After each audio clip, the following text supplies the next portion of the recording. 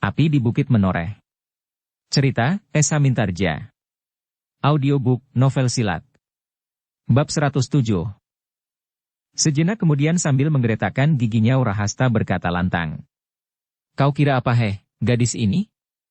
Apa kau kira sebegitu rendah dan bersedia secara sadar menghubungi seorang gembala yang tidak punya sangkan paran macam kau? Urahasta berhenti sejenak untuk mengatur getar darahnya, kemudian. Ternyata kau tidak lebih dari orang-orang liar yang telah mencegat Pandan Wangi di perjalanan meskipun caramu lain. Kau mengelabuinya dengan macam-macam perbuatanmu untuk membuat Pandan Wangi menjadi kagum. Kau bersepakat dengan Pedasura agar kau dapat menimbulkan kesan yang baik dari Pandan Wangi dan menganggapmu sebagai seorang pahlawan. Tetapi justru karena itu, kau adalah orang yang jauh lebih berbahaya dari laki-laki yang kasar dan buas itu, tetapi juga lebih licik. Adalah lebih baik bertempur beradu dada, daripada mempergunakan cara seperti yang kau lakukan itu. Apalagi dengan demikian kau akan mendapatkan rahasia dan keterangan mengenai apapun juga di dalam daerah tertutup kami ini. Tuduhan itu benar-benar tidak disangka-sangka oleh Gupita sehingga ia menjadi semakin bingung. Sejenak ia masih saja berdiri termangu-mangu. Ia tidak tahu apakah yang sebaiknya dilakukan, karena ia sama sekali tidak menyangka akan menghadapi masalah serupa itu. Namun sebelum Gupita menyadari keadaannya, ia semakin terkejut ketika ia mendengar Urahasta berkata lantang. Kau menjadi tawananku. Gupita tersentak. Wajahnya menegang sejenak. Namun kemudian dicobanya untuk menekan perasaannya. Dengan gemetar ia berkata, apakah salahku? Kau berada di daerah terlarang. Apapun alasanmu. Tetapi aku mempunyai alasan. Aku tidak akan mencampuri persoalan tanah perdikan ini. Persoalanku adalah persoalan pribadi yang sama sekali tidak bersangkut paut dengan soal apapun. Bohong, bohong. Urahasta menjadi semakin marah. Justru persoalan pribadi itulah yang telah membakar jantungnya. Tetapi ternyata hal itu sama sekali tidak disadari oleh Gupita yang kebingungan. Jangan mencoba melawan. Jangan kau sangka bahwa karena kau telah berhasil mengalahkan Ki Pedasura, maka kami akan menjadi ketakutan. Kami, para pengawal tahu benar, bahwa semua itu hanyalah sebuah permainan yang sama sekali tidak menarik. Dan kami pun tahu benar bahwa dengan demikian kau akan mendapatkan keuntungan yang berganda. Kau akan mendapatkan rahasia yang diperlukan oleh Sidanti dari dalam lingkungan kami, dan sekaligus kau akan mendapatkan seorang gadis yang masih terlampau hijau. Pandan Wangi memang tidak akan berprasangka apapun, karena hatinya yang masih terlampau bersih. Ia bersikap terlalu jujur terhadap siapapun. Tetapi sayang, bahwa suatu ketika ia terperosok dalam suatu pertemuan dengan seorang semacam kau. Gupita menjadi semakin bingung. Sekilas dicobanya untuk memandang wajah Pandan Wangi, tetapi ia tidak dapat melihat kesan yang tersirat pada wajah itu. Ia hanya melihat wajah gadis itu pun menjadi tegang. Kemudian ditatapnya wajah Karti yang tua. Wajah itu pun menjadi tegang pula. Namun seperti pada wajah Pandan Wangi, ia tidak dapat mengerti, apakah yang sebenarnya bergolak di hati orang tua itu. Dada Gupita menjadi semakin berdebar-debar ketika ia mendengar Urahasta berkata lantang. Ikutilah kami. Jangan mencoba melawan perintah ini. Aku tidak bermain-main. Dalam keadaan serupa ini, kesalahan yang kecil sekalipun dapat menyeret kami ke neraka. Karena itu, kami tidak dapat bersikap lain terhadapmu. Darah Gupita serasa bergolak di dalam jantungnya. Sikap Urahasta benar-benar tidak menyenangkannya. Tetapi meskipun demikian ia masih mencoba untuk mengerti. Diterapkannya keadaan yang dihadapi oleh Urahasta itu pada dirinya sendiri. Apakah yang akan dilakukannya seandainya ia menjadi pengawal tanah perdikan yang kemelut, dan menjumpai seseorang yang mencurigakan seperti dirinya itu? Aku hanya dapat mengharap bantuan Pandan Wangi, katanya di dalam hati. Sikap pemimpin pengawal yang bertubuh raksasa itu adalah wajar. Tetapi dalam pada itu, Pandan Wangi sendiri mengalami kesulitan yang tiada taranya. Ia tahu benar, mengapa Urahasta bersikap terlampau keras terhadap gembala itu. Laki-laki muda yang bertubuh raksasa itu tidak hanya sekedar bercuriga terhadap Gupita, tetapi dadanya telah dibakar oleh perasaan cemburu. Karena itu, maka gadis itu tidak dapat segera mengambil sikap. Kalau ia mencoba untuk melindungi Gupita, maka api yang menyala di dada Urahasta pasti akan semakin berkobar. Sikap itu akan menjadi minyak yang terpercik ke dalam api di dalam dada raksasa muda itu. Tetapi untuk membiarkan Gupita menjadi tawanan Urahasta, agaknya perasaannya pun terasa terlampau berat. Dalam kesulitan itu tanpa disadarinya, dipandanginya wajah Karti seakan-akan ia minta bantuan kepada pemomongnya itu. Karti menarik nafas. Pandangan mata Pandan Wangi itu ternyata telah menyentuh hatinya. Karena itu, maka kemudian ia melangkah maju sambil berkata, "Angger Urahasta, serahkan gembala ini kepadaku. Aku memang sudah berpendirian serupa. Sebelum Angger datang, maka gembala ini sudah menjadi tawananku, maksudku, tawanan kita. Aku berhasrat untuk membawanya kepada Ki Samekta, atau bahkan langsung Ki Argapati. Sebab di Pucang Kembar, Ki Argapati memang sudah berhubungan dengan seorang anak muda yang bernama Gupala yang barangkali ada bersangkut paut dengan Gupita ini." "Iya, sela Gupita. Gupala adalah adikku." Urahasta mengerutkan keningnya.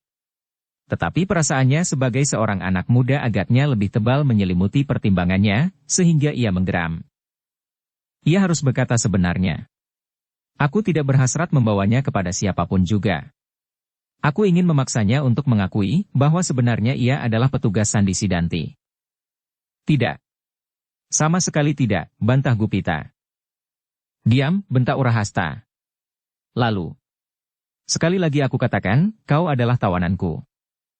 Gupita masih akan menjawab, tetapi sebelum mulutnya terbuka, maka ia melangkah surut. Ujung pedang Urahasta yang besar dan panjang itu telah menyentuh dadanya. "Jangan banyak bicara!" Urahasta hampir berteriak. "Ayo berjalanlah!" Sorot mata Gupita tiba-tiba menyala. Tetapi dengan sepenuh tenaganya ia mencoba menekan perasaan yang bergolak di dalam dadanya.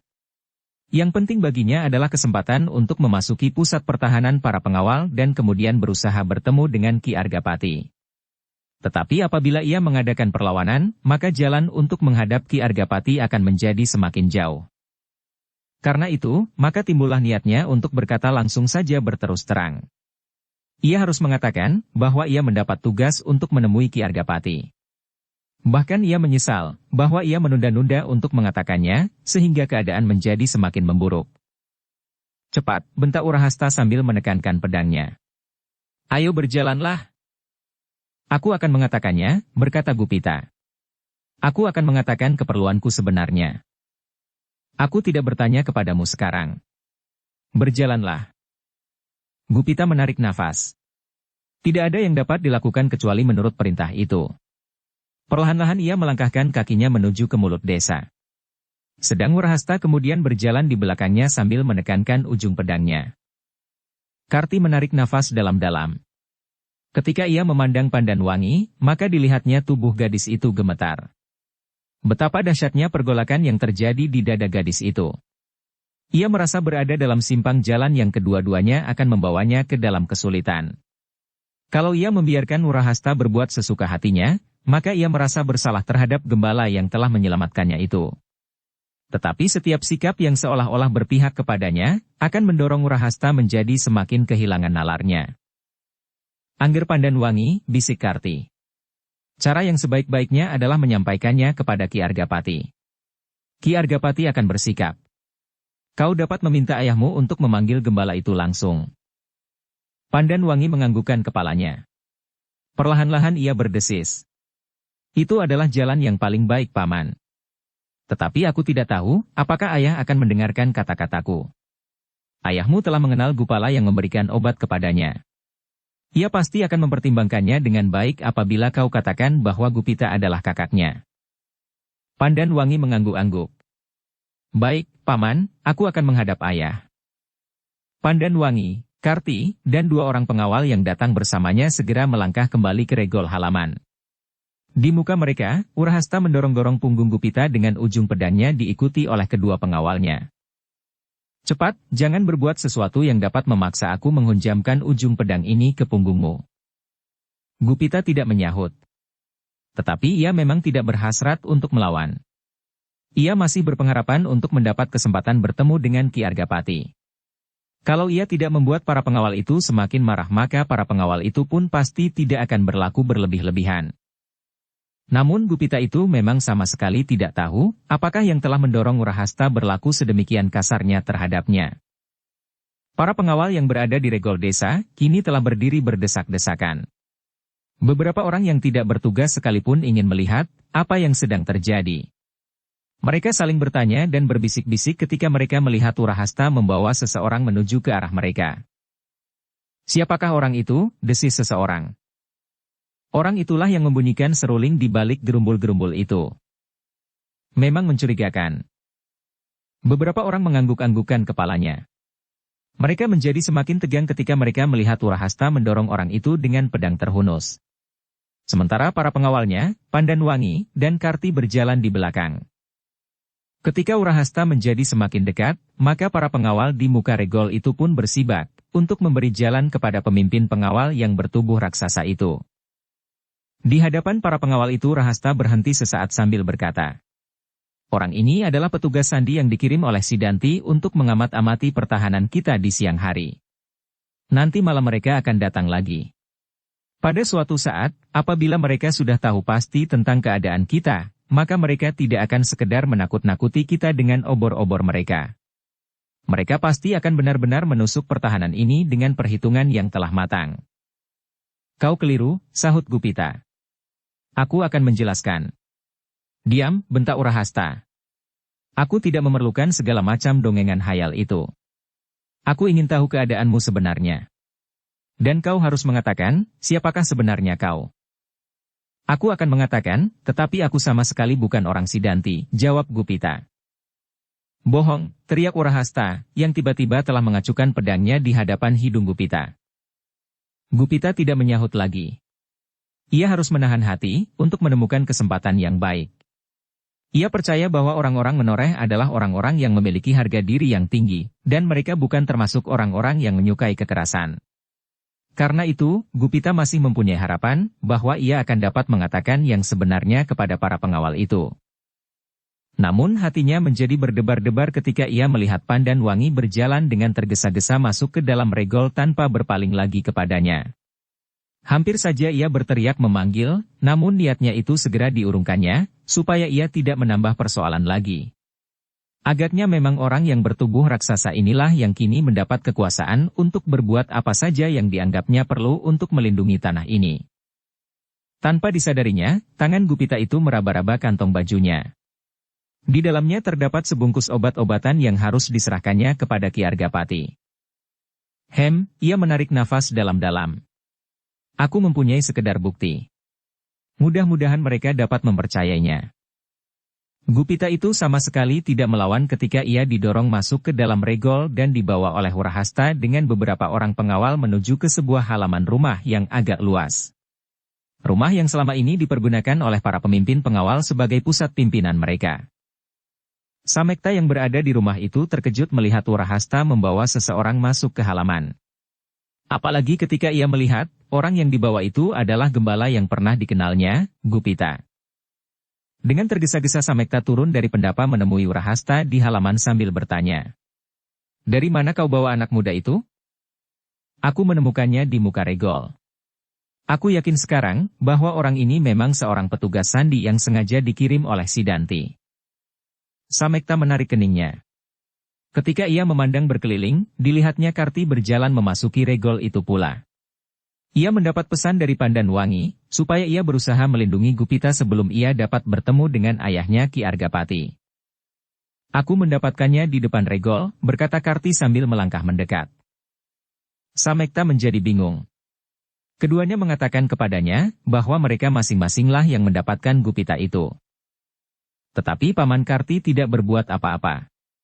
Seperti orang yang kena tenung ia berdiri saja seperti patung. "Akulah yang menangkapnya." Sambil mengangguk-anggukan kepalanya Samekta memandangi wajah Karti, tetapi Karti tidak menyahut. Karena itu maka Samekta pun kemudian bertanya kepada Urahasta. "Apakah yang dilakukannya?" Pertanyaan itu telah membingungkan Urahasta, sehingga sejenak ia tidak menyahut. Yang terdengar adalah suara Karti. Bersenandung dengan serulingnya itu. Samekta mengerutkan keningnya, dan Karti berbicara terus. "Aku dan Angger Pandanwangi tertarik akan suara seruling itu. Ketika aku melihatnya, maka aku dapati Angger Gupita. Sebelum kami sempat berbuat sesuatu, maka datanglah Angger Urahasta. Adalah mencurigakan sekali bahwa seseorang datang ke tempat ini sekedar untuk bersenandung, sahut Urahasta kemudian. Ia pasti mempunyai tugas yang jauh lebih penting daripada bermain seruling di tempat yang berbahaya itu. Hanya orang-orang gila sajalah yang tidak tahu bahwa daerah ini adalah daerah garis perang. Samekta mengangguk-anggukan kepalanya. Memang tidak akan masuk di akal apabila Gupita datang tanpa maksud. Tetapi maksud kedatangannya itulah yang harus diketahuinya. Sebelum Samekta berbuat sesuatu, tiba-tiba terdengar suara Urahasta lantang. Periksa, apakah ia menyembunyikan senjata? Perintah itu telah mengejutkan. Bukan saja Gupita, tetapi juga Samekta, apalagi Karti, sehingga dengan serta-merta ia berkata, "Tunggu. Kita belum bertanya sesuatu kepadanya." "Kita akan bertanya," potong Urahasta. "Tetapi kita harus yakin bahwa ia tidak akan berbahaya lagi. Karena itu, orang ini harus dilihat, apakah ia membawa senjata yang tersembunyi." Karti masih akan menjawab, tetapi niatnya diurungkan ketika ia merasa seseorang menggamitnya. Ternyata orang itu adalah Samekta sendiri. Ketika Karti sedang memandangi wajahnya, maka Samekta itu pun mengedipkan matanya, seolah-olah ia memberikan isyarat. Biarlah apa saja yang akan dilakukannya. Karti menarik nafas dalam-dalam. Tetapi ia berbisik. "Aku terpaksa berterus terang kepadamu. Aku mendapat perintah dari Pandanwangi untuk melindungi anak muda itu." "Di mana Pandanwangi sekarang?" bertanya Samekta perlahan-lahan. "Ia pergi ke ayahnya. Ia tidak dapat mencegah Urahasta menangkap laki-laki muda itu. Agaknya perasaan cemburunya jauh lebih besar dari kecurigaannya sebagai seorang pemimpin pengawal." Samekta mengangguk-anggukan kepalanya. Ia melihat kini Urahasta berdiri bertolak pinggang di hadapan Gupita. Beberapa orang pengawal telah mengemoninya untuk mulai melihat apakah ia tidak bersenjata. Samekta berdesah. Anak muda yang bertubuh raksasa itu telah menimbulkan kesulitan baru pada kita yang sedang terdesak ini. Melihat sikap dan tingkah lakunya, aku yakin, anak itu bukan berpihak kepada Sidanti. Aku juga berpendirian begitu, meskipun kita masih harus tetap mencurigainya, sahut Karti. Namun tingkah laku Urahasta sudah agak berlebih-lebihan. Biarkanlah, apa yang akan dilakukannya, asal ia tidak bernafsu untuk membunuhnya. Sementara itu, beberapa orang pengawal telah mulai melakukan tugasnya. Sementara terdengar suara Urahasta lantang. "Buka bajunya." Gupita mengerutkan dahinya. Ia terpaksa berkata, "Tuan, di dalam baju ini tersimpan sesuatu yang sangat berharga. Berharga bagi aku dan berharga bagi kalian." "Omong kosong. Justru usahamu untuk menipu kami itulah yang memaksa kami semakin bernafsu untuk melihatnya." Kemudian kepada para pengawal ia berteriak, "Cepat, buka bajunya." Ketika para pengawal mulai meraba tubuhnya, tiba-tiba Gupita itu melangkah surut sambil berkata, "Aku dapat membuka bajuku sendiri. Aku akan membukanya dan menunjukkannya kepada kalian, apakah yang aku bawa." Para pengawal yang telah mulai mengulurkan tangannya itu, terpesona sesaat, sehingga mereka berdiri saja mematung. Mereka tidak berbuat sesuatu ketika Gupita mengambil bungkusan dari kantong bajunya. "Lihat," katanya. "Inilah sesuatu yang aku katakan itu. Ini adalah obat untuk Ki Argapati seperti obat yang pernah diterimanya dahulu." Di antara para pengawalnya pasti tahu bahwa seorang anak muda yang bertubuh gemuk dan bernama Gupala telah memberi obat kepadanya ketika ia terluka di Pucang Kembar. Bertanyalah kepada Ki Gede apakah kata-kataku itu mengandung kebenaran. Gupita berhenti sejenak, lalu, "Nah, siapakah di antara kalian yang melihat apa yang terjadi di Pucang Kembar itu?" Tanpa sesadarnya Karti melangkah maju sambil berkata, "Akulah saksinya. Aku melihat apa yang telah terjadi itu, dan aku membenarkannya." Sepercik warna merah telah membakar wajah Urahasta. Namun kemudian ia berkata, "Kenapa bukan anak yang gemuk itulah yang saat ini datang kemari? Kenapa kau?" Ki Argapati memang pernah berkata bahwa seseorang, anak yang gemuk itu telah datang kepadanya di Pucang Kembar. Tetapi bukan kau. Dan kau dapat membuat cerita tentang anak muda yang bernama Gupala, kemudian kau menyebut dirimu dengan nama yang mirip nama anak yang gemuk itu. Tetapi apa buktimu bahwa kau mengenal apalagi saudara anak yang gemuk itu? Obat itu sama sekali bukan jaminan. Justru aku bercuriga, apakah obat itu bukan racun yang dapat membakar luka Ki Argapati dan membuatnya cedera? Dada Gupita bergolak karenanya. Obatnya tidak dapat menolongnya, dan bahkan keterangan Karti itu pun sama sekali tidak dihiraukannya. Karena itu, maka sejenak Gupita menjadi bimbang. Apakah ia harus mempertahankan dirinya dengan kekerasan? Mungkin ia dapat melepaskan dirinya dan lari lewat regol Padesan. Apabila ia sudah berada di luar, maka ia akan bebas. Tetapi sekali lagi niat itu diurungkannya. Dengan demikian ia akan membuat jarak menjadi semakin jauh. Dan ia tidak yakin, apakah ia dapat melarikan diri, menyusup sekian banyak pengawal di Padesan ini. Perlahan-lahan Gupita menarik nafas. Ia masih mencoba memandang ke sekelilingnya, apakah ia dapat menemukan Pandan Wangi. Tetapi ia sekali lagi menjadi kecewa. Pandan Wangi tidak ada di antara orang menoreh yang mengerumuninya. Meskipun demikian, ia masih mempunyai harapan bahwa orang tua yang bernama Karti itu pada saatnya akan memberinya jalan menghadap Ki Argapati. Sementara itu, Pandan Wangi melangkah cepat-cepat dan bahkan hampir berlari-lari ke tempat peristirahatan ayahnya.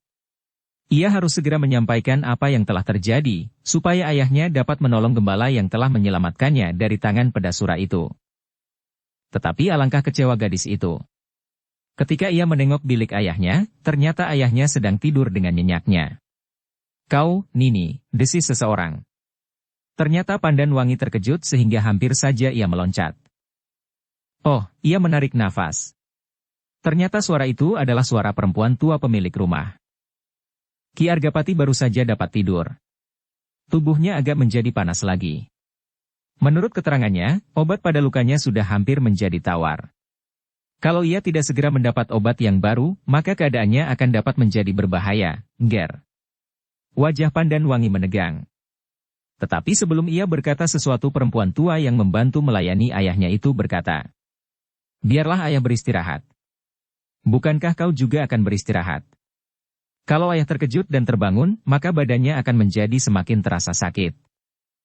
Dukung channel Novel Silat dengan subscribe, follow, like, komen dan share. Sejenak Pandan Wangi terpukau di tempatnya dalam kebingungannya. Tetapi kemudian ia menganggukkan kepalanya. Perlahan-lahan ditinggalkannya pintu bilik ayahnya menuju ke dalam biliknya sendiri. Dengan dada yang berdebar-debar ia masuk, kemudian meletakkan dirinya di pembaringannya. Tetapi dengan demikian ia menjadi semakin gelisah. Apakah yang kira-kira kini dilakukan oleh Warahasta atas gembala yang bernama Gupita itu? Dalam kegelisahannya itu, Pandan Wangi berbaring sejenak, kemudian bangkit berdiri. Melangkah hilir mudik sambil meremas-remas jari-jari tangannya sendiri. Sekali-kali dirabanya hulu pedangnya. Tetapi Pandan Wangi tidak dapat mengambil kesimpulan sesuatu. Di halaman pusat pimpinan pasukan pengawal menoreh, Gupita dilingkari oleh beberapa pengawal yang bersenjata. Di tangannya masih tergenggam sebungkus obat dari gurunya yang harus diserahkan kepada Ki Argapati. Tetapi ternyata pemimpin pengawal yang bertubuh raksasa itu tidak mau mempercayainya, sehingga dengan demikian Gupita merasa bahwa ia benar-benar berada di ambang pintu kesulitan. Kenapa Pandan Wangi sama sekali tidak berpengaruh atas anak buah ayahnya? Pertanyaan itu melonjak di dalam dada Gupita. Ia sama sekali tidak dapat mengerti bahwa Pandan Wangi sama sekali tidak dapat berbuat sesuatu dan bahkan meninggalkannya. Gupita terkejut ketika Warahasta kemudian berkata, "Buka bajunya. Kenapa kalian berdiri saja mematung?" Para pengawal yang berdiri di seputar Gupita itu pun terkejut pula. Serentak mereka bergerak. Tetapi sekali lagi mereka tertegun ketika Gupita berkata, "Sudah aku katakan. Aku akan membuka bajuku sendiri. Tetapi ingat, aku sudah mengatakan yang sebenarnya, bahwa bungkusan ini adalah obat untuk kepala tanah perdikanmu yang terluka itu. Kalau ia terlambat menerimanya, dan akibat dari kelambatan ini telah membahayakan jiwanya, itu sama sekali bukan salahku." Warahasta mengerutkan keningnya. Sejenak ia terpengaruh oleh kata-kata Gupita itu. Lebih-lebih lagi Karti. Hampir saja ia melangkah maju. Tetapi sekali lagi Samekta menggamitnya dan berkata lirih, "Kalau kita berusaha mencegahnya, anak muda itu akan marah. Dengan demikian pasti akan timbul persoalan di antara kita. Kita tunggu saja apa yang akan dilakukan, asal tidak membahayakan jiwa anak muda itu. Tetapi siapakah yang akan menanggung akibatnya, apabila obat itu terlambat, apalagi rusak? Samekta termenung sejenak. Lalu katanya, kita awasi saja, apa yang akan dilakukan oleh Warahasta. Kau yang mendapat wewenang memimpin seluruh pasukan pengawal. Kau bertanggung jawab atas semuanya ini. Dada Samekta berdesir. Karti yang tua, yang senang bergurau itu tidak pernah berkata demikian bersungguh-sungguh kepadanya. Agaknya ia memang sedang dibingungkan oleh keadaan yang dihadapinya. Namun demikian Samekta itu mengangguk dan menjawab. Baiklah. Aku akan berusaha untuk menjaga, agar tidak terjadi sesuatu atas anak muda itu dan obatnya sekali. Bukankah saat ini Pandanwangi sedang menghadap ayahnya? Kalau Ki Argapati mempercayainya, maka gadis itu akan segera datang atas nama Ki Argapati, dan berbuat atas namanya pula. Tetapi kalau tidak, itu berarti bahwa Ki Argapati pun meragukan gembala itu, sehingga kita memang perlu berhati-hati. Debar di dada Karti terasa menjadi semakin cepat. Tetapi ia tidak menjawab lagi. Ia mengerti kesulitan yang dihadapi Samekta pula. Pemimpin tertinggi pasukan pengawal itu tidak ingin mengecewakan Warahasta, yang tenaganya kini sangat diperlukan. Tetapi apakah dengan demikian, anak muda yang membawa obat untuk Ki Argapati itu akan dikorbankan? Yang diharapkannya segera datang kini adalah Pandanwangi. Ia akan dapat menolong Gupita atas nama ayahnya, dan menyelamatkan obat itu pula. Tetapi Karti terkejut ketika ia mendengar Warahasta berbicara. Nah, kalau kau berkata sebenarnya, bahwa obat itu benar-benar akan dapat menyembuhkan Ki Argapati, cobalah, cicipi barang sedikit. Tidak mungkin, jawab Gupita. Obat ini adalah obat untuk luka Ki Argapati. Obat yang harus ditaburkan atas luka itu. Sama sekali bukan obat untuk diminum atau dimakan, karena obat ini mengandung racun. Nah, tiba-tiba Warahasta berteriak. Kau sekarang sudah mengaku, bahwa obat yang kau katakan itu adalah racun. Dengan demikian jelas, bahwa kau benar-benar orang Sidanti yang akan mencoba membunuh Ki Argapati dengan cara yang sangat licik setelah kau berhasil mempengaruhi Pandanwangi. Wajah Gupita menjadi merah. Hampir-hampir ia kehilangan akal. Namun dengan sekuat tenaga ia masih berusaha menahan dirinya. Ia masih mengharap perubahan yang dapat terjadi pada para pengawal yang mengerumuninya. Terutama Karti. Sementara itu Karti sendiri menjadi sangat gelisah. Pandanwangi masih belum nampak datang. Setiap kali ia memandang ke arah regol halaman menunggu kedatangan gadis itu. Namun setiap kali yang dilihatnya adalah pengawal-pengawal yang berdatangan untuk melihat apa yang telah terjadi di halaman itu. Nah, berkata Warahasta kemudian. Sekarang kalau kau tidak senang orang lain membuka bajumu, bukalah. Apakah kau membawa senjata yang kau sembunyikan dengan licik pula? Gupita menjadi ragu-ragu. Tetapi ia tidak dapat menolak. Karena itu, maka dengan hati-hati disimpannya lagi bungkusan obat itu di dalam kantong bajunya yang kemudian perlahan-lahan dibukanya. Aku akan membuka bajuku. Tetapi aku tidak mau menanggung akibatnya apabila obat itu rusak.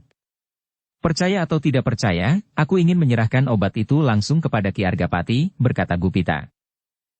Itu tergantung dari keputusanku, sahut Warahasta.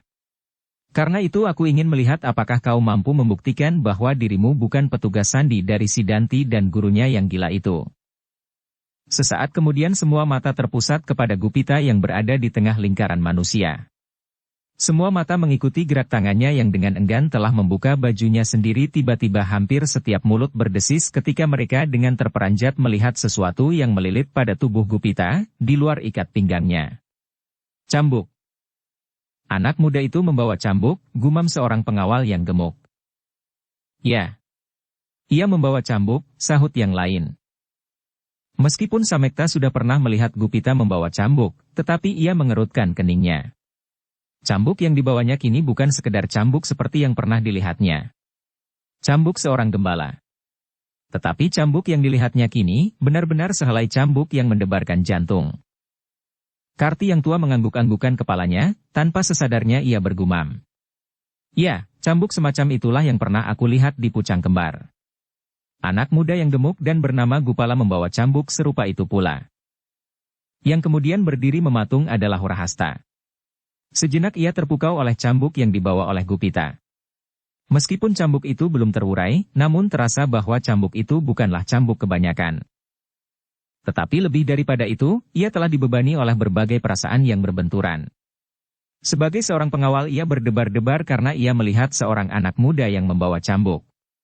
Selama ini ia membuat tiruan dengan mempersenjatai beberapa orang pengawal berkuda, menjadi bayangan dari orang-orang yang bersenjatakan cambuk. Seperti cerita Ki Gede, seseorang telah ditemuinya di bawah pucang kembar dengan cambuknya, dan yang diceritakan oleh Pandan Wangi bahwa seorang anak muda yang bersenjata cambuk telah menyelamatkannya. Namun di dalam dadanya itu pula bergolak perasaan cemburu seorang anak muda yang menggelegak tidak terkendalikan. Agaknya anak muda inilah yang telah mendapat pujian dan dikagumi oleh Pandan Wangi justru karena cambuknya itu. Tiba-tiba kejantanan Wurahasta mendidih di dalam dada yang serasa telah terbakar itu.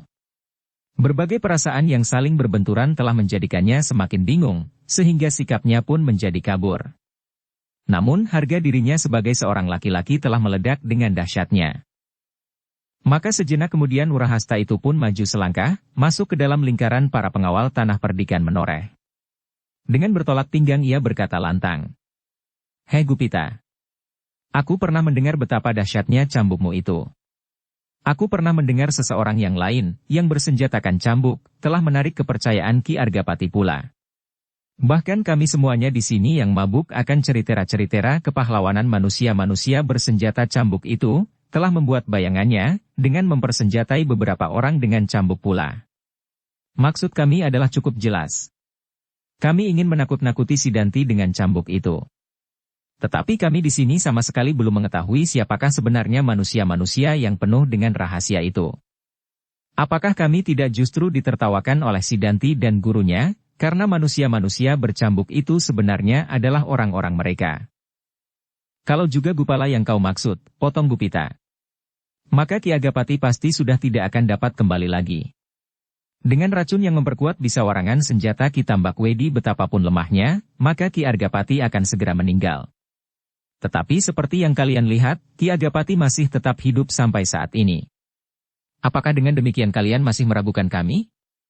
Bahkan sekarang aku datang untuk memperbaharui obat yang pasti telah tidak mempunyai daya penyembuh lagi." Wurahasta tidak segera menyahut. Kata-kata itu memang mengandung kebenaran. Tetapi api kecemburuannya agaknya telah membuat akalnya menjadi hangus sehingga ia berkata, "Kenapa bukan Bupala itu yang datang kemari, sehingga salah seorang dari kami akan segera mengenalnya? Kenapa orang lain yang bernama Gupita? Mungkin aku dapat mempercayainya apabila Gupala sendiri datang kemari. Tetapi aku masih belum mempercayai kau. Kini aku ingin membuktikan apakah kau benar-benar mampu menolong Pandan Wangi, melepaskannya dari tangan Ki Pedasura. Apakah itu bukan sekedar permainan yang licik untuk menjerat kepercayaan Pandan Wangi terhadap kau? Dan kau sebenarnya tidak mempunyai sangkut paut apapun dengan Gupala. Kalau kau menyebut ciri yang sama, cambuk itu, maka setiap orang dapat membuat cambuk serupa itu." Gupita menarik nafas dalam-dalam. Ia menjadi ragu-ragu menghadapi keadaan itu. Segala macam pertimbangan telah melingkar-lingkar di kepalanya seperti sifat-sifatnya yang dibawanya sejak kanak-kanak. Ia mencoba mencari jalan yang paling baik yang dapat ditempuhnya untuk menghadapi keadaan ini. Keadaan yang tidak diduga-duganya sama sekali. Tanpa sesadarnya matanya hinggap pada wajah Karti yang tegang. Kemudian dipandanginya Samekta dan para pemimpin yang lain. Tetapi para pemimpin itu pun telah dicengkam oleh kebingungan. Mereka tidak dapat mencegah Wurahasta, agar Wurahasta tidak marah dan menimbulkan kesulitan di antara para pemimpin itu sendiri. Samekta yang merasa bertanggung jawab oleh semua peristiwa di dalam lingkungan pagar Pering Ori itu pun menjadi semakin bingung. Seperti Karti maka harapannya kemudian adalah keputusan Ki Argapati sendiri. Cepat, tiba-tiba Wurahasta berteriak. Gupita yang masih kebingungan itu pun bertanya, "Apakah maksudmu sebenarnya?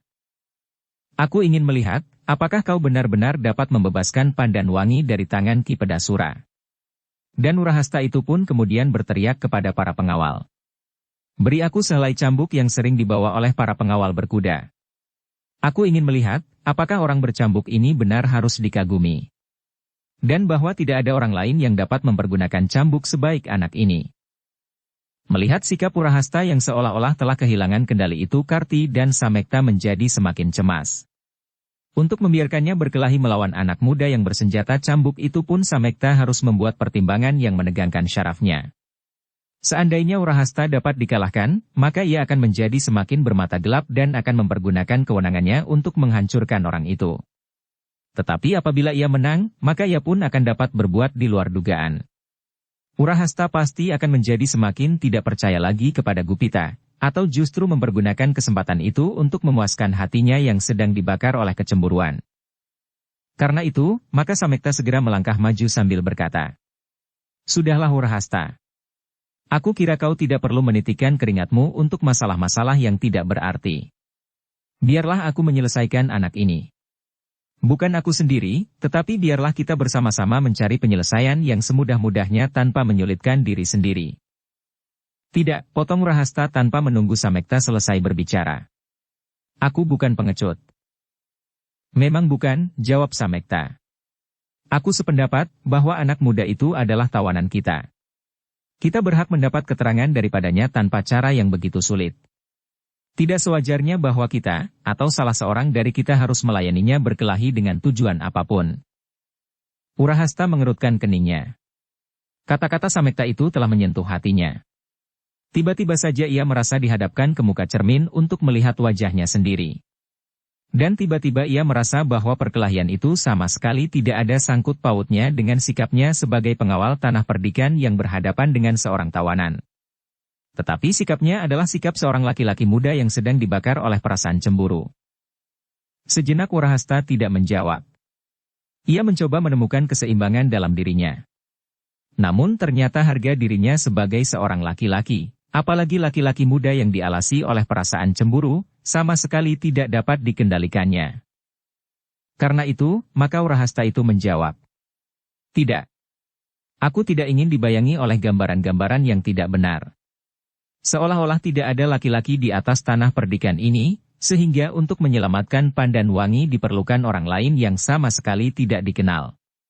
Apalagi bayangan orang-orang bercambuk yang setiap saat ikut serta dalam pasukan berkuda itu agaknya telah membuat gambaran yang suram dari kepercayaan atas diri sendiri di atas tanah ini. Apakah kita terlampau menggantungkan diri kepada orang lain yang tidak kita kenal, sehingga kita harus mengorbankan harga diri kita? Tidak. Marilah kita lihat, apakah manfaatnya kita mengagumi orang-orang bercambuk." Samekta menarik nafas dalam-dalam. Didekatinya Urahasta yang berdiri tegang. "Sebaiknya kau tenangkan dirimu." "Aku tidak sedang kehilangan akal," jawabnya lantang. "Aku masih tetap menyadari apa yang aku lakukan. Karena itu, jangan ganggu aku." Samekta menarik nafas dalam-dalam. Tanpa sesadarnya ia berpaling, memandangi wajah Karti yang kecemasan. Tetapi ia tidak dapat berbuat sesuatu. Ia tidak akan dapat mencegah Urahasta dengan perintah sebagai pimpinan tertinggi pasukan menoreh di hadapan sekian banyak pengawal dan bahkan seorang yang datang dari luar lingkungan mereka. Perintah yang demikian pasti akan menyinggung perasaan Urahasta. Mungkin ia akan mematuhi perintah itu sebagai seorang bawahan, tetapi ia pasti akan menyimpan sesuatu yang dapat meledak setiap saat, justru tanah ini sedang dalam bahaya. Tetapi apabila Urahasta tidak mau mendengar perintahnya, maka ia pasti akan tersinggung pula. Dan mungkin ia sendiri akan melakukan tindakan-tindakan yang dapat lebih mempertajam persoalan ini. Karena itu, maka Samekta tidak dapat melarang Urahasta melakukan rencana. Namun ia berpesan, "Ingat Urahasta. Di atas kita masih ada Ki Argapati. Mungkin ia mempunyai sikap sendiri. Aku menunggu setiap perintahnya," desis Urahasta. "Tetapi sebelum ada perintah dari Ki Argapati, aku akan berbuat menurut kebijaksanaanku." Gupita masih saja berdiri mematung. Namun dadanya menjadi berdebar-debar. Apalagi setelah Urahasta memegang sehelai cambuk yang mirip dengan cambuknya sendiri. Berjuntai panjang dan bertangkai pendek. "Cepat uraikan cambukmu itu," berkata Urahasta lantang. Gupita masih tetap termangu-mangu. Diedarkannya pandangan matanya ke sekitarnya. Yang dilihatnya adalah sorot-sorot mata yang tegang dari para pengawal tanah perdikan menoreh. Sementara itu, Karti dan Samekta berdiri dengan penuh kebimbangan. Mereka sekali-sekali berpaling ke arah regol halaman, sambil mengharap kehadiran Pandan Wangi yang akan bertindak atas nama ayahnya untuk mencegah perkelahian yang tidak akan banyak berarti apa-apa dari segi pengamanan tanah perdikan menoreh, bahkan mungkin sebaliknya. "Cepat!" Urahasta berteriak. "Kalau kau tidak berusaha untuk membela diri, jangan menyalahkan aku, kalau kulitmu akan terkelupas." Gupita mengerutkan dahinya. Namun kemudian ia berkata, "Bukan maksudku untuk berkelahi di sini. Aku datang untuk menyampaikan obat kepada Ki Argapati. Tetapi aku disudutkan kepada suatu keharusan untuk berkelahi. Meskipun demikian, aku ingin berpesan kepada kalian yang melingkari arena ini. Seandainya aku tidak dapat lagi menyampaikan obat itu, aku minta tolong kepada kalian yang bersedia, semata-mata untuk kepentingan tanah perdikan kalian, agar obat itu sampai kepada Ki Argapati. Apakah kemudian akan dipergunakan atau akan dibuangnya, itu terserah kepada Ki Gede sendiri." Gupita berhenti sejenak, kemudian ditatapnya wajah anak muda yang bertubuh raksasa, jauh lebih besar dari tubuhnya sendiri. Kemudian perlahan-lahan ia mengurai cambuknya setelah meletakkan bajunya di tepi arena sambil berkata dalam nada yang datar, "Marilah, aku sudah bersedia." Wajah Urahasta yang merah menjadi semakin merah. Meskipun demikian terpercik secercah keheranan di dalam hatinya. Meskipun Gupita itu berada di dalam lingkaran para pengawal tanah perdikan menoreh, namun wajahnya sama sekali tidak membayangkan ketakutan dan kecemasan. Yang dilihatnya pada wajah itu hanyalah sekedar keraguan-raguan. Justru karena itu maka Urahasta yang bertubuh raksasa itu menjadi berdebar-debar. Namun demikian, Urahasta terlampau percaya kepada dirinya, kepada kekuatan raksasanya. Sedang anak muda yang berdiri di hadapannya adalah anak muda yang terlampau biasa. Tingginya tidak lebih dari pundaknya. "Bagus," geram Urahasta kemudian. "Kau memang seorang anak muda yang berani. Tetapi kau harus menyesal, bahwa kau telah terperosok ke dalam lingkaran para pengawal tanah perdikan menoreh." "Aku sama sekali tidak terperosok ke dalam lingkungan Pering Ori ini," sahut Gupita. "Aku sengaja masuk ke dalamnya." "Persetan," potong Urahasta yang perlahan-lahan melangkah mendekat. Cambuknya telah mulai berputar, dan sejenak kemudian cambuk itu pun meledak memekakkan telinga. Tetapi ternyata bahwa suara cambuk itu adalah ledakan yang wajar dari hentakan juntainya yang panjang. Sama sekali tidak menumbuhkan getar apapun di dalam dada orang-orang yang berkerumun itu, kecuali sentuhan langsung pada selaput telinga mereka. Gupita menarik nafas dalam-dalam. Dari ledakan suara cambuk itu ia dapat menduga, bahwa sebenarnya Urahasta hanya mengandalkan kekuatan tubuhnya saja. Tetapi agaknya anak muda itu tidak berlatih untuk membangkitkan tenaga cadangan yang memang telah tersedia di dalam dirinya. Apabila ia berhasil memecahkan teka-teki tentang kekuatan cadangan yang memang kurang dikenal oleh hampir setiap pribadi yang tidak mesudiri dalam olah kanuragan, maka Urahasta akan mampu menumbangkan Gunung Anakan. Meskipun demikian Gupita tidak kehilangan kewaspadaan. Mungkin Urahasta belum benar-benar mulai. Mungkin ia pun sedang berusaha untuk menilai lawannya pula. Karena itu, maka Gupita pun tetap bersiaga untuk menghadapi segala kemungkinan. Namun dalam pada itu, para pengawal yang memutari arena itu menjadi kian berdebar-debar.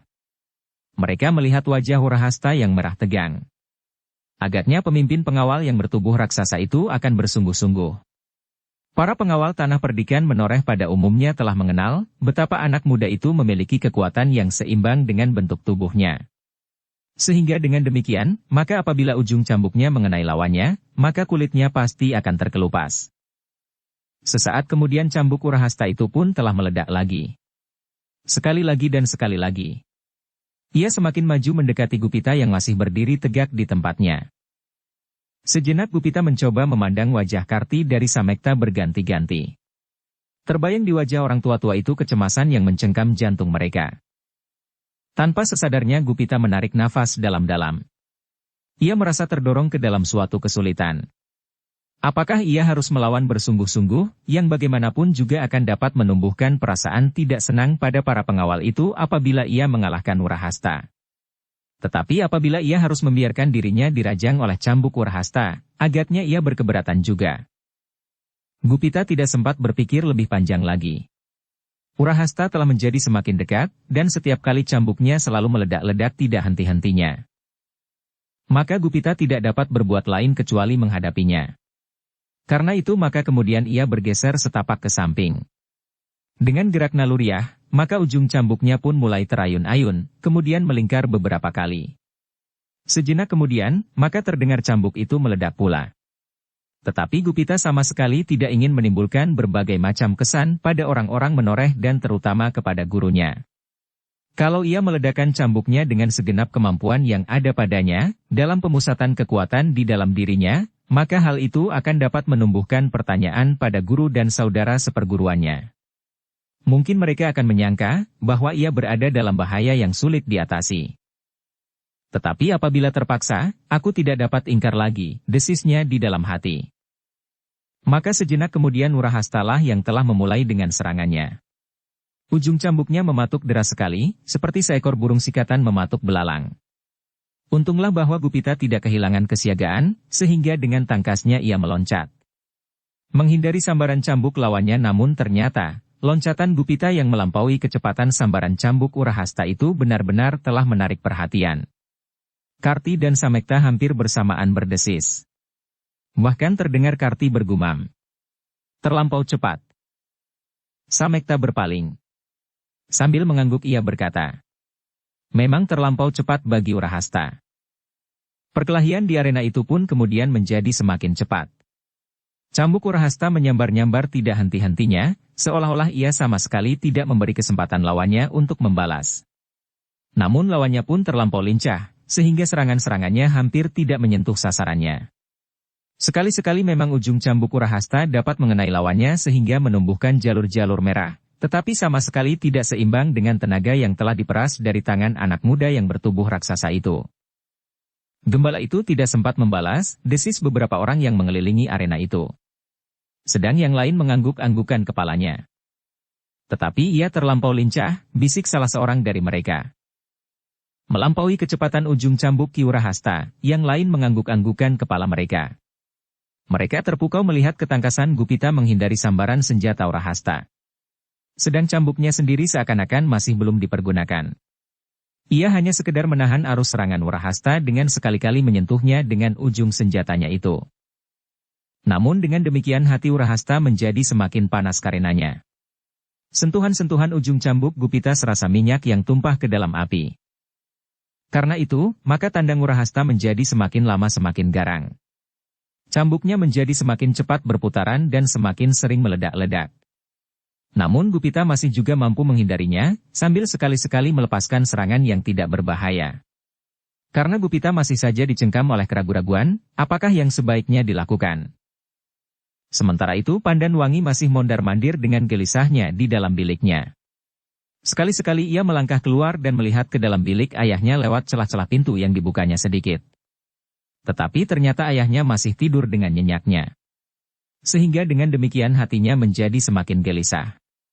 Terbayang di rongga matanya apa saja yang dapat dilakukan oleh Wurahasta atas Gupita. Wurahasta akan dapat mempergunakan kekuasaannya dengan mengerahkan para pengawal. Apabila terjadi demikian, maka jarak antara orang-orang menoreh dengan orang-orang bercambuk itu, khususnya Gupita akan menjadi semakin jauh. Dalam kegelisahan itu Pandan Wangi melakukan apa saja untuk mengisi waktu. Berjalan kian kemari, minum dari kendi yang ada di dalam ruang dalam rumah itu, kemudian kembali ke dalam biliknya berbaring, tetapi sejenak kemudian ia telah bangkit lagi dan berjalan hilir mudik. Akhirnya Pandan Wangi itu tidak dapat bersabar lagi. Perlahan-lahan ia membuka pintu bilik ayahnya dan berjalan dengan hati-hati masuk. Tetapi ketika ia telah berada di sisi pembaringan ayahnya ia tidak berani membangunkannya. Karena itu maka gadis itu pun melangkah perlahan-lahan dan duduk di pembaringan ayahnya. Tetapi ternyata perasaan Ki Argapati demikian tajamnya, sehingga betapapun Pandan Wangi berhati-hati meletakkan dirinya, namun gerak pembaringannya yang sangat lambat itu telah membangunkan Ki Gede Menoreh. Perlahan-lahan ia membuka matanya dan perlahan-lahan pula ia berdesis. Kau, Wangi. Ternyata Pandan Wangilah yang terkejut sehingga ia terlonjak berdiri. Ia tidak menyangka bahwa sentuhan tubuhnya pada pembaringan ayahnya itu telah membangunkannya. Maaf, ayah, apakah aku mengejutkan, ayah? Ki Argapati menggelengkan kepalanya. Tidak, Pandan Wangi. Aku tidak terkejut. Tetapi ayah terbangun karenanya. Aku sudah cukup lama tertidur. Seharusnya aku memang sudah bangun. Pandan Wangi mengangguk-anggukan kepalanya. Ia ingin segera dapat mengatakan keperluannya. Tetapi justru tertahan di dalam dadanya, sehingga ia menjadi terlampau gelisah. Keringat dingin telah mengalir membasahi punggung dan keningnya. Ki Argapati itu pun kemudian melihat kegelisahan yang terbayang di dalam sikap putrinya, sehingga karena itu, maka ia pun bertanya. Pandan Wangi, aku melihat sesuatu yang menarik perhatianku padamu. Mungkin kau dibayangi oleh kegelisahan dan kecemasan. Dada Pandan Wangi berdesir. Adalah kebetulan sekali bahwa ayahnya bertanya kepadanya. Karena itu, maka ia pun tidak membuang waktu lagi. Jawabnya. Ya, ayah, aku memang sedang gelisah. Aku menunggu ayah terbangun. Tetapi meskipun demikian aku sama sekali tidak sengaja membangunkan ayah. Ya. Aku tidak menuntut kau kenapa kau membuat aku terbangun. Tetapi kenapa kau menjadi demikian gelisah? Pandan Wangi menarik nafas dalam-dalam. Tiba-tiba ia bertanya. Apakah tubuh ayah menjadi panas lagi? Ki Agapati tidak segera menjawab. Ditatapnya wajah Pandan Wangi yang basah oleh keringat. Baru sejenak kemudian sambil mengangguk ia berdesis. Sedikit Pandan Wangi. Hanya sedikit. Dan kau tidak perlu menjadi gelisah karenanya. Pandan Wangi mengangguk-angguk. Kalimat-kalimat yang telah tersusun kini berdesakan di dalam dadanya, sehingga justru karena itu ia menjadi tergagap. Tidak, ayah. Aku tidak gelisah. Dipandanginya wajah putrinya itu tajam-tajam. Dengan demikian Ki Agapati menjadi semakin yakin bahwa gadisnya sedang diganggu oleh kegelisahan atau kecemasan. Tenanglah, Pandan Wangi. Kau dapat bercerita perlahan-lahan, apakah yang telah membayangi perasaanmu kini? Sekali lagi Pandan Wangi menarik nafas dalam-dalam. Dicobanya, mengatur perasaannya agar ia dapat mengucapkan kata-katanya dengan baik. Sejenak kemudian maka barulah ia dapat memulainya, meskipun masih bersimpang siur. Ayah. Orang bercambuk itu telah datang. Ki Argapati mengerutkan dahinya. Siapakah yang kau maksud? Orang bercambuk yang pernah aku katakan, ayah. Ia membawa obat untuk ayah. Tenanglah Pandan Wangi. Apakah kau bermaksud mengatakan bahwa ada seseorang datang mencari aku dan membawa obat untukku? Ya, ayah, gembala itu. Tetapi bukan yang gemuk. Ki Argapati perlahan-lahan bangkit dan duduk di pembaringannya. Dengan sarah ia berkata, cobalah, endapkan perasaanmu. Jangan tergesa-gesa supaya kata-katamu tidak tumpang suh. Pandan Wangi menundukkan kepalanya. Kini ia berusaha dengan sungguh-sungguh agar ia dapat berkata sebaik-baiknya. Semakin kisruh kalimatnya, maka semakin panjang waktu yang terbuang. Maka setelah sejenak ia berdiam diri, maka barulah ia dapat mengatakan dengan teratur, apa yang dilihatnya di depan regol desa, apa yang dilakukan oleh Wurahasta terhadap Gupita. Tetapi Pandan Wangi masih belum berani mengatakan latar belakang dari sikap anak muda yang bertubuh raksasa itu. Ki Argapati mendengarkan cerita Pandan Wangi sambil mengangguk-anggukkan kepalanya. Dengan dada yang berdebar-debar tumbuhlah harapannya untuk dapat mengobati luka-lukanya dengan baik. Tetapi agaknya sikap Wurahasta tidak dapat dimengertinya. Sambil mengangguk-anggukkan kepalanya, Ki Argapati mempertimbangkan cerita Pandan Wangi itu dengan cermatnya. Dicobanya untuk menilai segala segi sebaik-baiknya. Sudah tentu bahwa Wurahasta berbuat demikian sesuai dengan penilaiannya sendiri. Dan ia tidak akan segera dapat menganggapnya bersalah. Ayah, berkata Pandan Wangi. Mungkin Wurahasta akan menjatuhkan hukuman kepada anak itu. Seharusnya ayah mencoba mencegahnya. Ki Argapati mengangguk-anggukkan kepalanya. Tetapi ia berkata, sudah tentu Wurahasta mempunyai alasan yang kuat untuk melakukan tindakannya. Aku mengenalinya sebagai seorang pengawal yang cermat dan tegas. Tanpa pertimbangan tertentu, ia tidak akan berbuat tergesa-gesa. Tetapi, sahut Pandan Wangi. Namun Pandan Wangi tidak dapat mengatakan bahwa Wurahasta telah dibakar oleh perasaan cemburu. Percayalah Wangi, bahwa Wurahasta tidak akan berbuat tanpa alasan tertentu. Seandainya Wurahasta salah menilai gembala itu, maka Samekta dan Karti dapat memberinya pertimbangan. Karti sudah mencoba ayah, tetapi Urahasta sama sekali tidak mendengarkannya. Ki Argapati mengangguk-angguk. Katanya kemudian, tenanglah, Wangi. Setelah para pengawal yakin bahwa anak itu dapat dipercayanya, maka gembala itu pasti akan mereka bawa kemari. Tidak, ayah. Pandan Wangi menjadi semakin cemas. Urahasta menjadi seakan-akan gila. Ia tidak mau mendengar nasihat Paman Karti dan pendapatku. Namun di luar dugaan Pandan Wangi, Ki Argapati justru tersenyum sambil berkata sareh. Tenanglah. Tenanglah. Aku percaya kepada para pemimpin pengawal itu. Mereka tidak akan berbuat tanpa pertimbangan yang masak. Mereka pun bukan orang-orang yang suka kepada kekerasan. Gembala itu bagi mereka adalah orang lain, sehingga untuk meyakinkan dirinya, Urahasta telah berbuat demikian. Tetapi tidak akan terjadi sesuatu atas anak muda itu. Aku pun sangat mengharapkannya untuk mendapat obat yang baik bagi luka-lukaku. Pandan Wangi terbungkam karenanya. Namun kegelisahannya seolah-olah telah membakar seluruh isi dadanya. Sebenarnya Ki Argapati sendiri menjadi gelisah. Tidak menjadi kebiasaan Urahasta berbuat demikian kasar terhadap seseorang. Namun setiap kali ia mencoba memahami sikap itu. Apa yang dikatakannya kepada Pandan Wangi itu pun ditujukannya kepada diri sendiri, supaya ia tidak menjadi semakin berdebar-debar menghadapi keadaan dan menghadapi lukanya sendiri. Namun demikian, perasaannya pun ternyata terganggu juga. Tetapi sebaiknya aku menunggu, katanya kemudian dengan tiba-tiba. Pandan Wangi terkejut. Gadis itu kemudian meloncat dan berjongkok di samping pembaringan ayahnya. Jangan, ayah. Ayah jangan menunggu saja. Semuanya akan terjadi tidak seperti yang kita kehendaki. Urahasta akan menjadi mata gelap, dan menghukum anak yang tidak bersalah itu. Ki Argapati termenung sejenak. Sudah tentu bahwa kecemasan Pandan Wangi itu pun pasti bukan tidak beralasan. Tetapi bukanlah kebiasaan Ki Argapati untuk tidak mempercayai para pemimpin pengawal. Apalagi dalam keadaan seperti ini, sehingga kemudian ia berkata, tidak akan terjadi tindakan yang berlebih-lebihan. Sebaiknya kita menunggu. Urahasta sendiri pasti akan datang kepadaku menyampaikan masalah itu. Ia tidak pernah berbuat sesuatu yang penting tanpa setahuku. Tetapi kali ini lain, ayah, kali ini ia tidak berbuat sebagai pemimpin pengawal tanah ini. Ki Argapati mengerutkan keningnya. Dengan ragu-ragu ia bertanya. Lalu apakah yang dilakukannya? Pandan Wangi tidak dapat menjawab pertanyaan itu.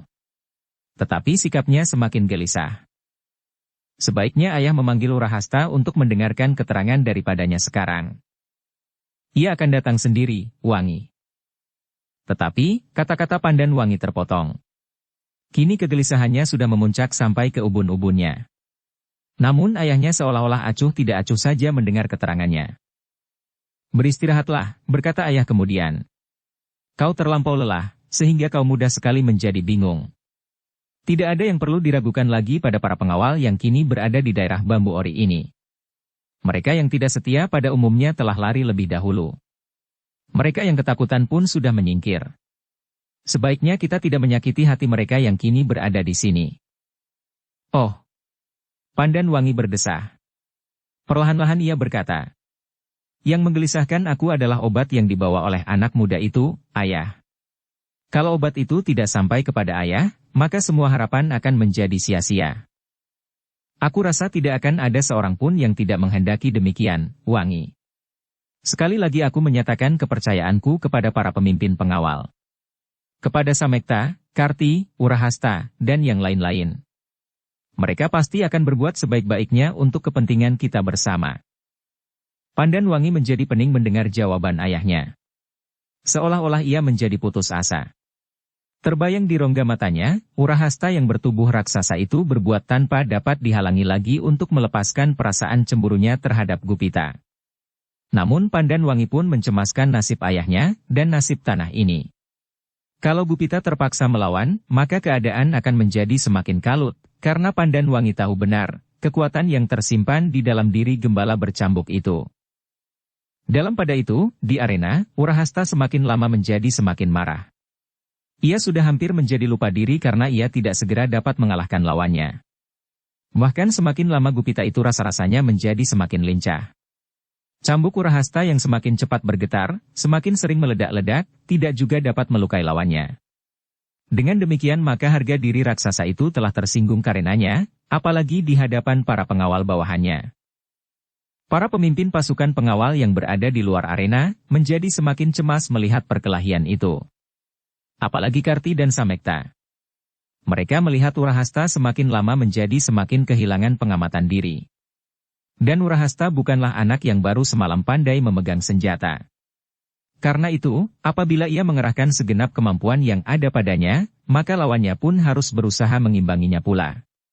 Kalau benar kata Pandanwangi, bahwa Gupita itu mampu bersama-sama dengan gadis itu melawan Ki Pedasura dan bahkan melukainya, maka perkelahian ini pasti akan menjadi sebab timbulnya persoalan-persoalan baru pada tanah perdikan menoreh. Gupita tidak berdiri sendiri, gumam Samekta. Karti mengangguk-anggukan kepala. Hampir di luar sadarnya ia berkata, "Apakah baru sekarang kau sadari persoalan itu?" Samekta menarik nafas dalam-dalam. Tetapi di arena itu sudah terlanjur terjadi perkelahian yang seru. Agaknya Samekta kini telah terlambat untuk menarik Urahasta dari arena. Anak muda yang bertubuh raksasa itu telah benar-benar dibakar oleh kemarahannya, sehingga nalarnya sudah tidak akan dapat dipergunakannya lagi dengan lurus. Gupita pun semakin lama menjadi semakin bingung pula. Sudah tentu ia tidak akan mungkin untuk sekedar menghindari serangan-serangan Urahasta terus-menerus tanpa berbuat sesuatu. Betapapun tinggi ilmunya dan betapapun jauh jaraknya, tetapi ternyata dibanding cambuk anak muda yang bertubuh dan bertenaga raksasa itu telah mulai menyentuh kulitnya. Sekali-sekali Gupita itu menarik nafas dalam-dalam. Dengan penuh keraguan-raguan ia menghadapi lawannya di arena yang asing baginya. Namun tiba-tiba terkenang olehnya, bagaimana seorang senapati muda dari Pajang, Untara, dahulu menghadapi Sidanti setelah selesai perlombaan memanah. Sidanti yang pada waktu itu sedang dibakar oleh kemarahannya pula. Adalah mustahil bagi Untara yang dapat mengalahkan Tohpati itu, apabila ia tidak dapat mengalahkan Sidanti pula. Tetapi Untara tidak mau menyakiti hati Sidanti dengan mengalahkannya di muka orang-orang Sangkal Putung dan di hadapan para prajurit Pajang. Cara itu adalah cara yang baik untuk menghentikan perkelahian, desisnya. Namun kemudian timbul pertanyaan. Tetapi bagaimana kemudian kalau Urahasta mempergunakan orang-orangnya untuk mencampuri perkelahian ini? Sekali lagi Gupita dicengkam oleh keraguan-raguan. Namun dicobanya untuk mengambil sikap. Entahlah. Tetapi sekarang aku akan berbuat seperti yang terjadi atas Sidanti itu. Dengan demikian maka kini Gupita telah dapat menempatkan dirinya. Sekali-sekali ia harus melawan serangan dengan serangan. Sentuhan ujung cambuk dengan sentuhan pula. Namun harus dijaga, supaya lawannya itu tidak semata-mata dikalahkannya di hadapan pasukannya sendiri. Maka sejenak kemudian perkelahian itu pun berlangsung semakin cepat. Kini Gupita tidak terlampau banyak lagi menghindar. Tidak lagi melonjak-lonjak dikejar oleh senjata lawannya. Bahkan sekali-sekali ia mulai menyerang, meskipun tidak langsung ke pusat-pusat tubuh Urahasta yang berbahaya.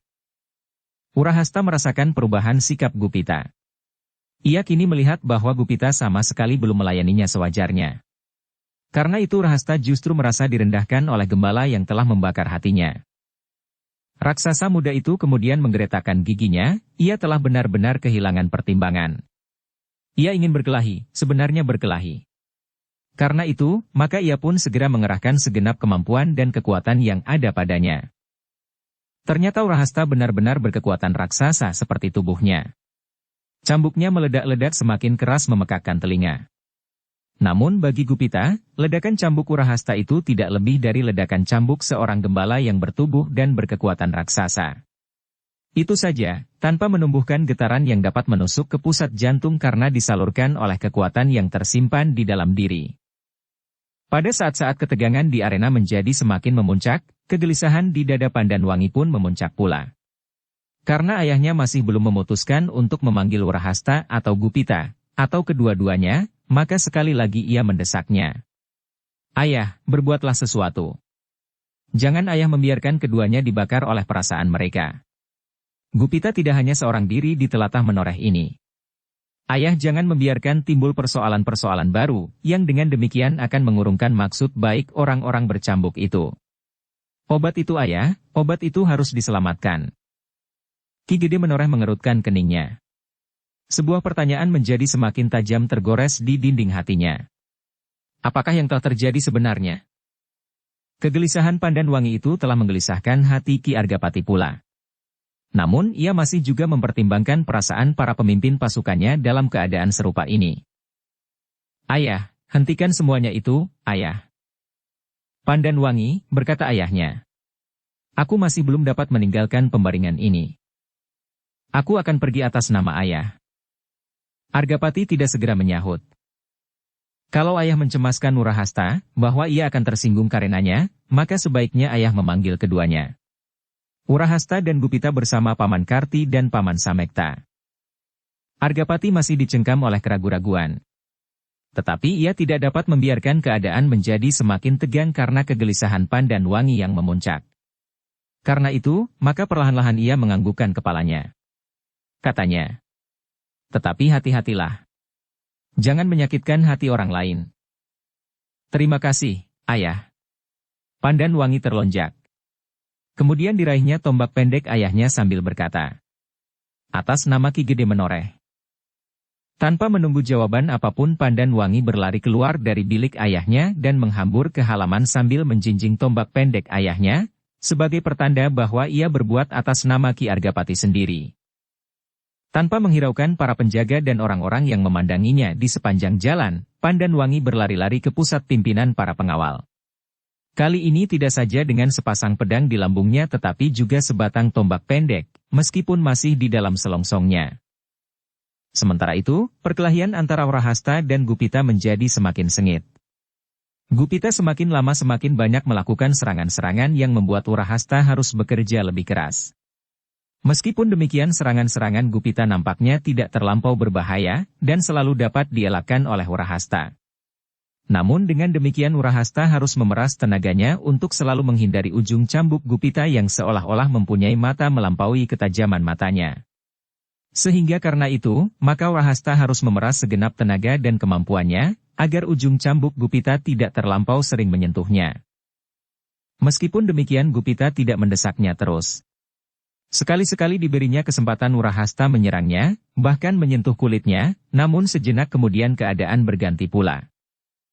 Dalam perkelahian yang demikian, maka anak muda yang bertubuh raksasa itu benar-benar telah memeras segenap kemampuan dan tenaganya. Nafasnya pun semakin lama menjadi semakin deras mengalir seperti keringatnya yang semakin terperas membasahi pakaiannya. Tenaganya pun menjadi semakin kendor, sehingga senjatanya tidak lagi terlampau sering meledak-ledak. Urahasta adalah seorang yang memiliki kekuatan dan ketahanan tubuh yang luar biasa. Namun agaknya Gupita telah berhasil memancingnya untuk mencurahkan segenap kemampuannya sehingga tenaganya pun segera menjadi susut. Anak muda yang bertubuh raksasa, yang terlibat langsung dalam perkelahian itu sendiri tidak begitu menyadari keadaannya.